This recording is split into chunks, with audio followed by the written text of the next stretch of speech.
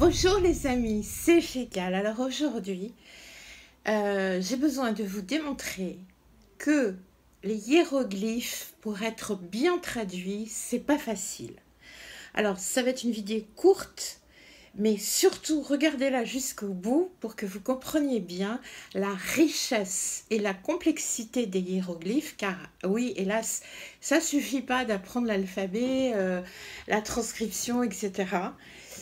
Il faut lire énormément de textes et surtout se mettre à la place d'un ancien égyptien, ce qui n'est pas évident si on n'a pas lu énormément de choses et vu sur le terrain aussi beaucoup de choses. Je vais faire une courte démonstration. Accrochez-vous.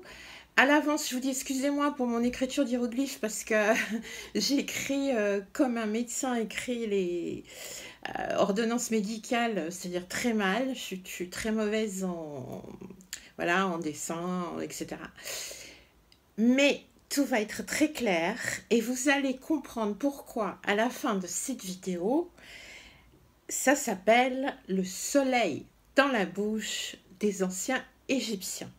Alors, soyez à l'écoute. On commence. Alors, vous avez ce hiéroglyphe-là qui est la bouche. Hein, on le transcrit en français en R, prononciation R. Et ça veut dire la bouche, d'accord? Mais ça veut dire aussi l'ouverture, ça veut dire aussi le verbe par extension, mais ça on va le voir. Et ça veut dire aussi, comme c'est une ouverture, comme c'est la bouche, ça veut dire aussi une entrée. Ça dépend ce qu'il y a à côté. Bon. Donc, il faut comprendre une chose, c'est que déjà, vous allez le voir, le verbe créer, eh bien, quand on dit que le créateur, a tout créé avec le verbe, ça vient d'Égypte, hein, c'est bien plus ancien que la Bible. Bon. Donc, la création, c'est la parole active. C'est très important que vous compreniez ça. La bouche crée, la parole, le verbe, tout ça, c'est la même chose. Dieu a créé le monde par le verbe, dit-on. Et là, vous en avez l'exemple même, c'est-à-dire que ce hiéroglyphe R, la bouche, peut vouloir dire tout ça. Ensuite, vous avez celui-là. Alors, c'est la bouche plus le hiéroglyphe du bras. Vous l'avez peut-être pas vu souvent parce qu'on vous envoyait un autre pour ce même nom de Ra. Vous voyez le soleil avec un point comme c'est marqué ici. Hein, je ne sais pas si vous voyez bien. Voilà. Mais ça veut dire Ra. Et ça tout seul aussi. Et c'est normal parce que Ra, le dieu, qu'on traduit parfois très mal par soleil, c'est pas le dieu soleil, c'est le dieu qui est derrière le soleil. C'est parce que c'est la parole, le verbe qui devient agissant avec le bras. Donc Ra, c'est le créateur par le son, c'est le créateur par la parole, par le son. Il rend actif la parole, c'est le verbe agissant. Ra. Ensuite, on peut écrire Ra aussi avec tout ça. Alors là, je vous ai un peu séparé pour que vous puissiez bien comprendre. Donc, à la fois la bouche et donc le verbe et le bras pour l'agissant, le soleil Ra que vous connaissez et le dieu Ra. Donc ça, c'est le hiéroglyphe complet de Ra. D'accord. Donc, c'est le dieu qui est derrière le soleil, qui est la parole, le verbe agissant. Voilà, très important parce que ça fait comprendre bien d'autres choses. Ensuite, vous avez ceci, là, ici. Alors, ça, c'est le hiéroglyphe qui se prononce I, qui est le hiéroglyphe de la feuille de roseau. Et ça, toujours la bouche. Hein. Et ça se prononce ir. On peut le transcrire en IR, mais aussi en YR, comme on va le voir. Alors, ça ensemble, ça veut dire créer, ça veut dire faire. Donc la bouche plus le roseau.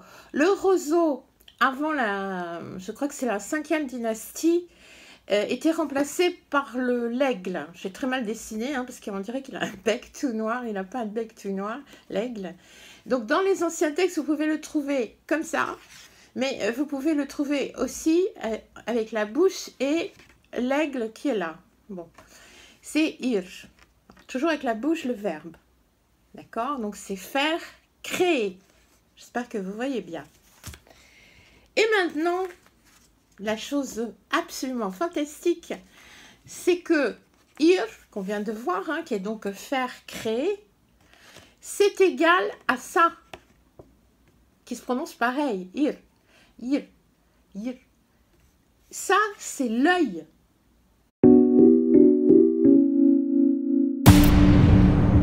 Donc, on voit bien que le disque solaire, la bouche devient disque solaire dans l'œil. Hein? Donc, la source de vie, ici, elle est placée dans la bouche. Et ça devient l'œil.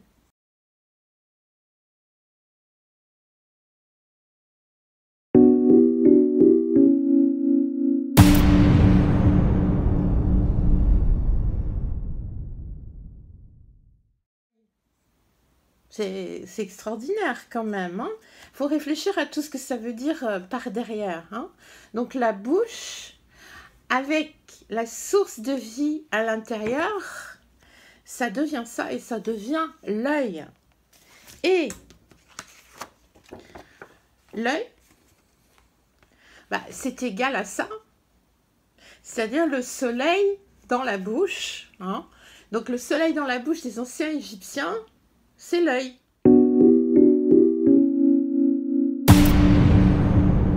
Donc, qu'est-ce qu'il faut comprendre?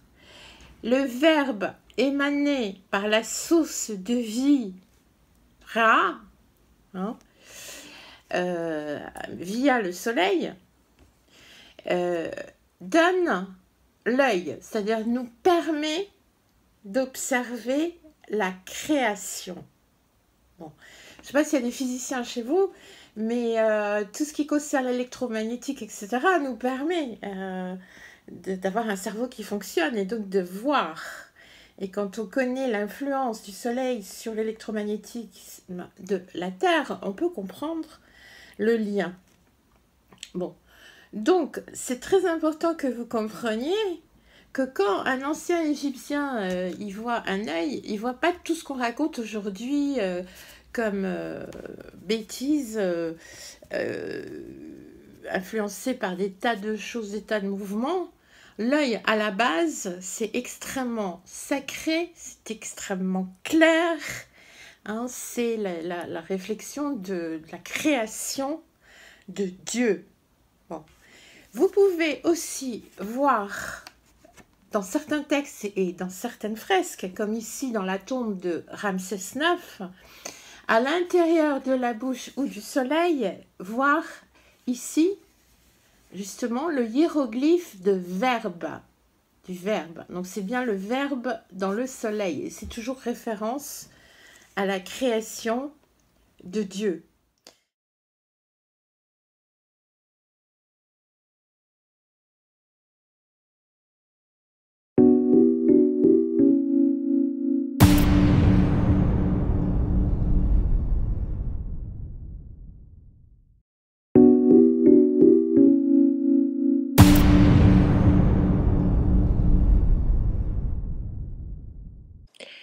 And it is also very important to understand that the sun in the mouth is in fact our internal sun. It is the energy of the divine inside us. This is very important, and the ancient Egyptian knew that. Tout ça, c'était juste pour vous expliquer qu'un Égyptien, quand il voit un œil, il voit tout de suite le soleil dans la bouche, il voit tout de suite le verbe créateur, il voit tout de suite qui est derrière le verbe créateur via le soleil, etc., etc. Donc, dépendant de ce que vous avez dans le texte, que vous avez à traduire avec tous les autres hiéroglyphes à côté, on peut partir dans toutes ces choses-là, ou pas, ou avoir une autre traduction. Donc, vous comprenez la finesse et la richesse extraordinaire des hiéroglyphes, et ça ne peut pas être confié malheureusement à des traducteurs débutants ou à des traducteurs moyens. Il faut avoir une culture générale extraordinaire, si possible, et on apprend tous les jours. Moi, j'apprends tous les jours, hein, très humblement, j'apprends tous les jours encore du sens et de tous les autres sens qu'ont voulu donner les anciens Égyptiens, surtout dans les textes sacrés qu'ils savaient vouloir nous transmettre à travers des milliers de générations, pour que la vraie connaissance soit toujours là.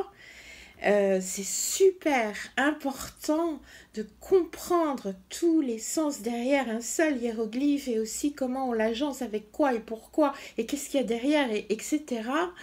Voilà, donc c'est extrêmement riche. Et c'est pour ça, je fais cette vidéo, parce qu'il y a plein de gens qui me disent « Mais pourquoi est-ce que les traductions sont mauvaises ?» Tout simplement parce qu'il y a des gens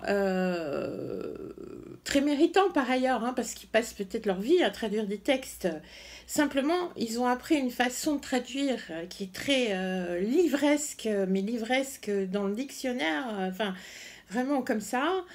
Et malheureusement, on n'obtient pas le vrai sens et le sens profond. Et voilà, c'est pour ça que des livres, parfois comme le livre des morts, nous tombent des mains, parce que c'est tellement mal traduit. Mais quand c'est bien traduit, vous sentez tous les sens et vous comprenez des choses extrêmement profondes. Voilà. Moi, j'ai eu ce problème aussi avec les textes en chinois classique, hein. J'ai fait une maîtrise de chinois classique, c'est pareil, il y avait des textes taoïstes qui étaient traduits par des très grands traducteurs, hein. Mais alors, le livre il vous tombe des mains, tellement c'est ennuyeux, parce qu'ils n'ont pas retransmis à travers une traduction toute la véritable richesse du taoïste de l'époque. Tous les sens qu'ils pouvaient voir. Voilà, c'est pour ça que cette traduction, c'est un métier très difficile. Voilà, alors c'est pas pour vous décourager, c'est pour juste que si vous entreprenez d'apprendre les hiéroglyphes, faites très attention à tout ça et vous deviendrez un excellent traducteur. Merci, à bientôt.